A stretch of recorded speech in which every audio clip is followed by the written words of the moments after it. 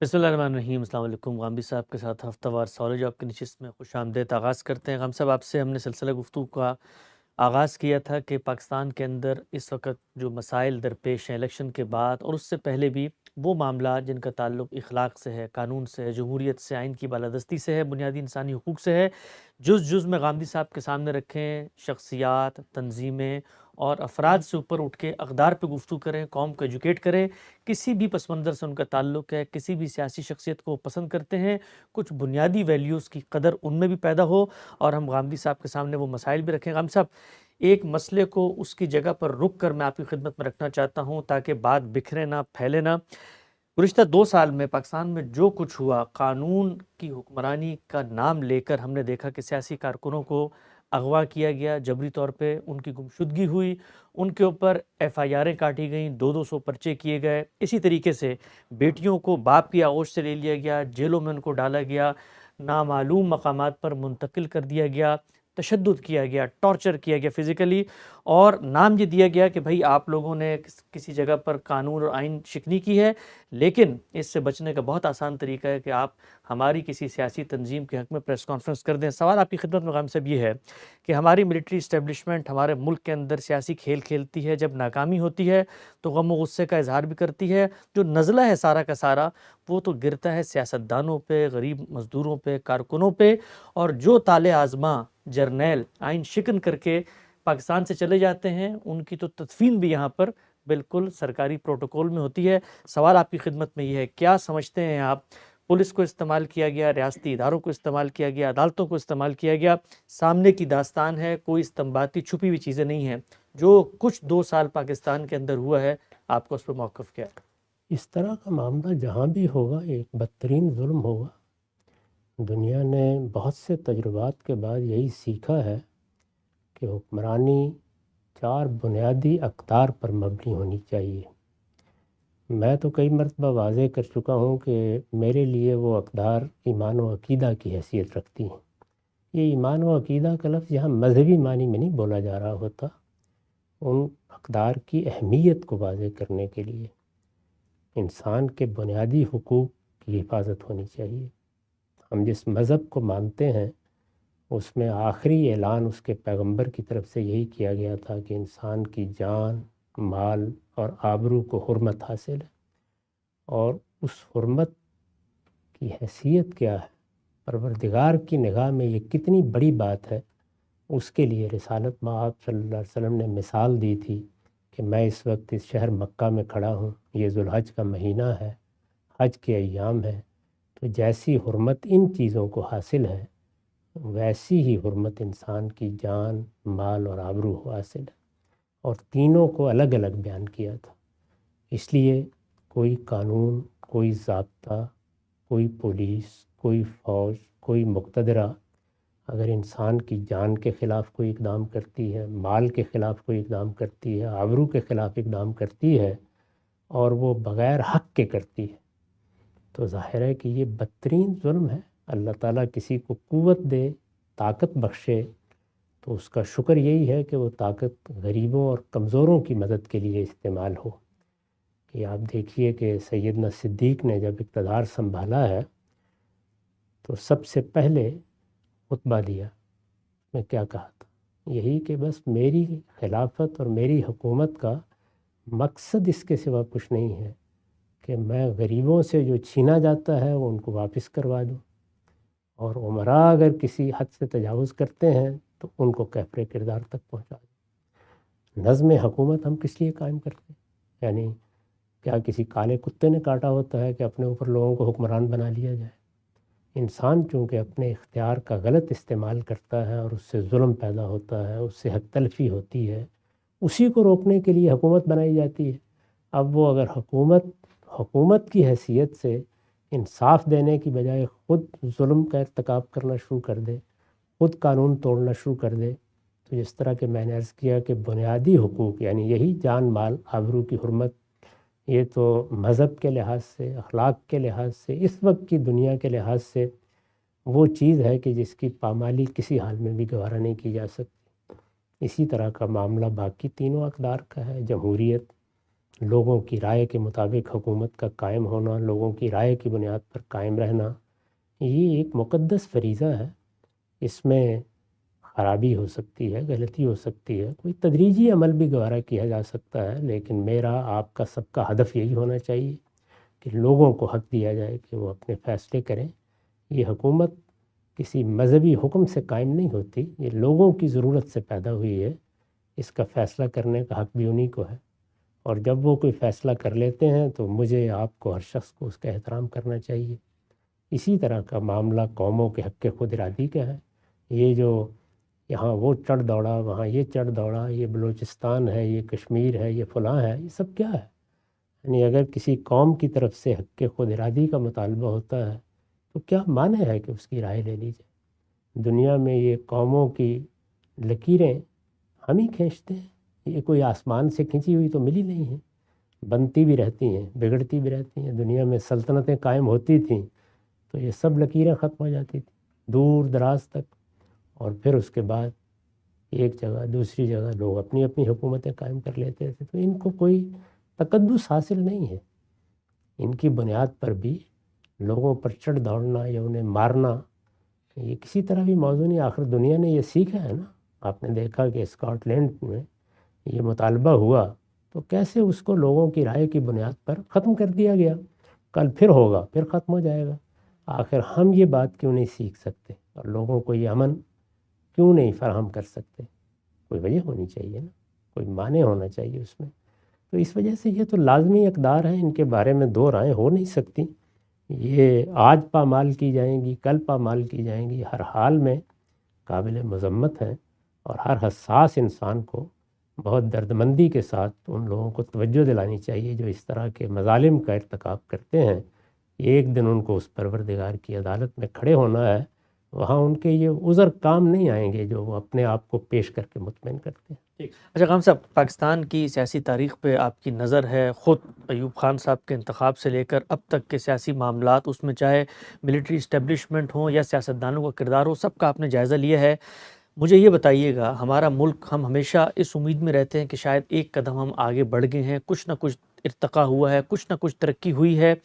یہ جو کچھ معاملات پچھلے 2 سال کے اندر سامنے آئے ہیں سیاسی تنظیموں کے ساتھ ہماری مقتدرہ کے رد عمل کے باب میں، کیا پاکستان کی جو ماضی کی تاریخ ہے اس کے اندر بھی اسی نوعیت کا رویہ رہا ہے، یا کچھ آپ کو لگتا ہے کہ یہ جو بروٹیلٹی تھی یا کچھ جو کرنے کا طریقہ کار تھا معاملات کو سمیٹنے کا، سیاستدانوں سے ڈیل کرنے کا، اس کے اندر بھی کچھ تبدیلی واقع ہوئی ہے؟ یہ سب چیزیں اسی طریقے سے ہوتی رہی ہیں، ہر دور میں ہوتی ہیں۔ جب بھی آپ قانون اور آئین کے خلاف کوئی اقدام کریں گے تو یہ سب ہوگا۔ ہم نے دیکھا ہے جب بھٹو صاحب کا تختہ الٹا گیا تو کس طریقے سے ایک پارٹی کے کارکنوں کو ٹکٹ کی باندھ کر کوڑے مارے گئے ہیں۔ خود میں نے دیکھا ہے، کوڑے پڑتے دیکھے ہیں، نوجوانوں کو اٹھائے جاتے دیکھا ہے۔ ہمارے اپنے ساتھ پڑھنے والے بعض نوجوان تھے جو شاہی قلعے میں جان سے گزر گئے۔ یہ سب معاملات ہوتے رہے ہیں، کہیں زیادہ کہیں کم۔ اس زمانے میں چونکہ ابلاغ کے ذرائع بہت قوی ہو گئے ہیں، پہلے تو یہ نا کہ آپ کو اخبار کا انتظار کرنا پڑتا تھا، اس میں بھی بہت کچھ سینسر ہو کر چیز آپ تک پہنچتی تھی، تو اب یہ ساری چیزیں پہنچ جاتی ہیں۔ لیکن جو باخبر لوگ تھے اس وقت بھی جان لیتے تھے کیا ہو رہا ہے کیا نہیں ہو رہا، بات تو آخر معلوم ہو ہی جاتی تھی، کوئی تعلق ہوتا ہے، رابطہ ہوتا ہے۔ تو مختلف صورتوں میں یہ سب ہوتا رہا ہے، اب بھی وہی ہو رہا ہے۔ میں تو ہمیشہ یہ کہتا ہوں کہ ہماری تاریخ آگے بڑھنے کی بجائے ایک دائرے میں سفر کرتی ہے۔ تو دائرے میں اگر آپ دیکھیں تو جب نیچے سے آپ اوپر اٹھتے ہیں نا تو یہ تاثر پیدا ہوتا ہے کہ بہتری ہو رہی ہے، لیکن کچھ دیر کے بعد آپ لوٹ آتے ہیں۔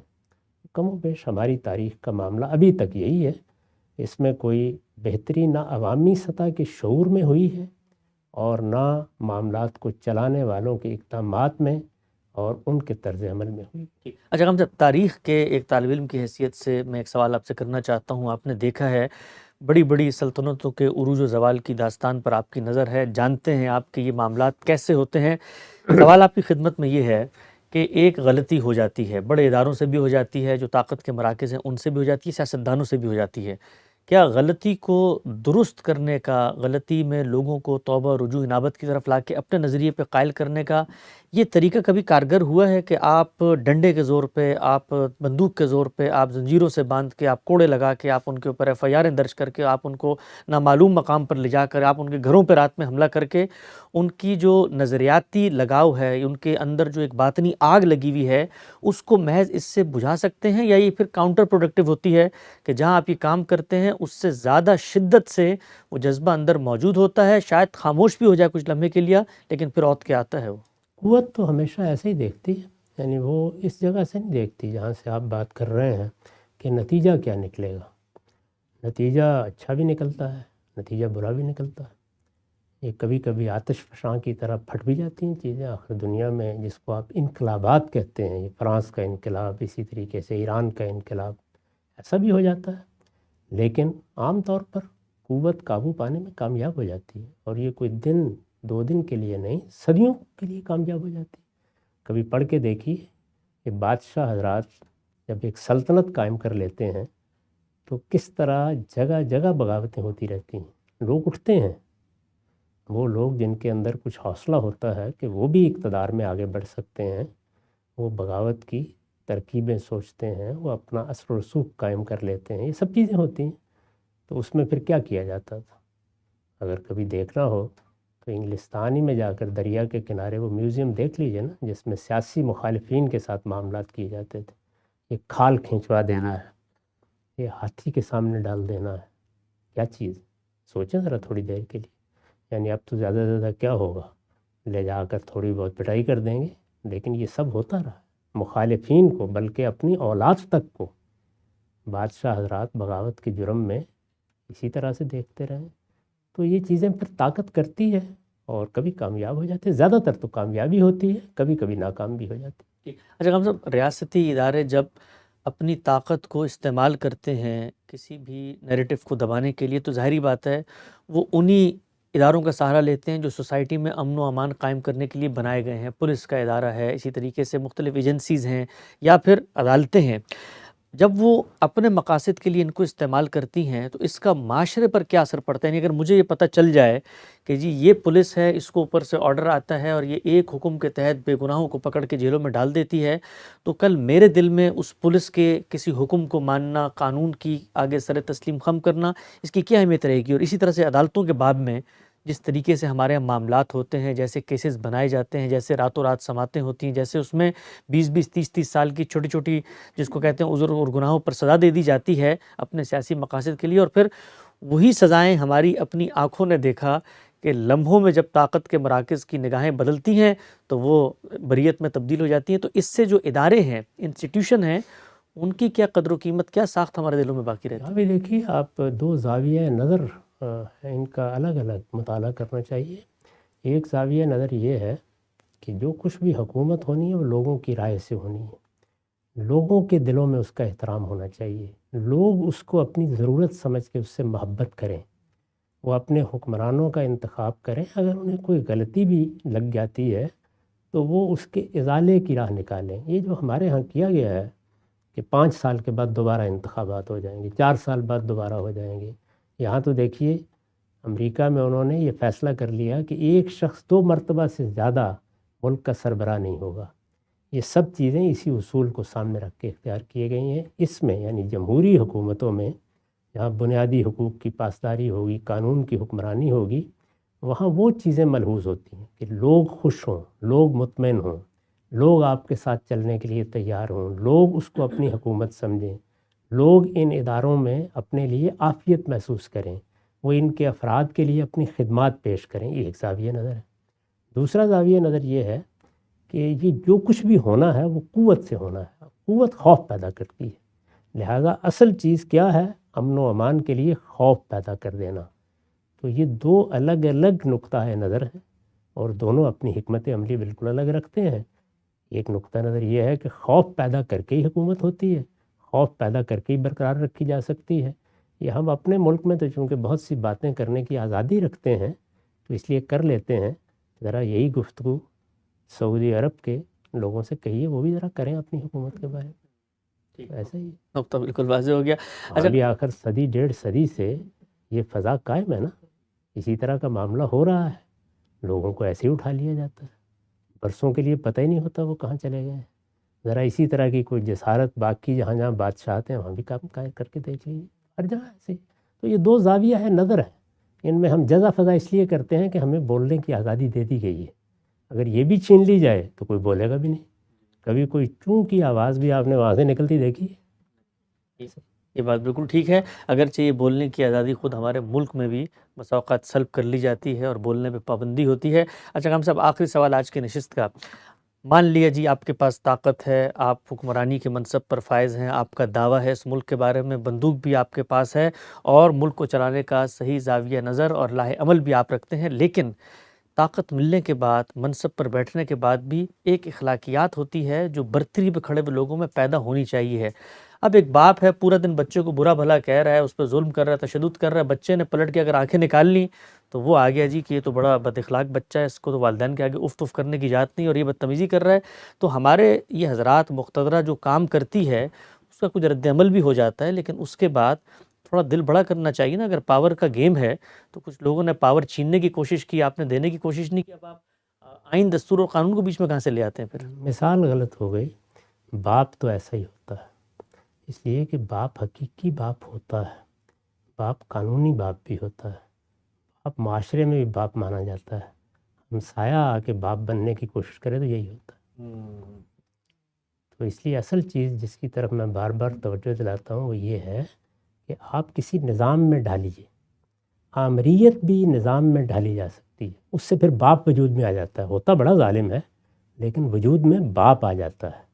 اسی طرح سے بادشاہ بھی باپ بن جاتا ہے. تو کسی نظام میں اس کو ڈھال دیں. جمہوریت میں تو ایسے باپ نہیں بنائے جاتے جس طرح کے ہمارے ہاں لوگ خیال کرتے ہیں.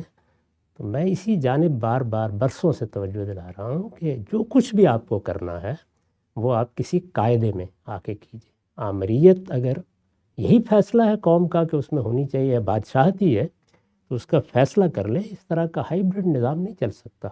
یہ نظام کی قوت کی, اقتدار کی فطرت کے خلاف ہے. بادشاہت میں بادشاہ باپ کی جگہ آ جاتا ہے, بہت اچھے بادشاہ تاریخ میں ہوئے. اسی طرح کا معاملہ اس آمریت کا ہوتا ہے جس کا ایک بڑا عمدہ تجربہ ہمارے یہاں چین میں ہو رہا ہے.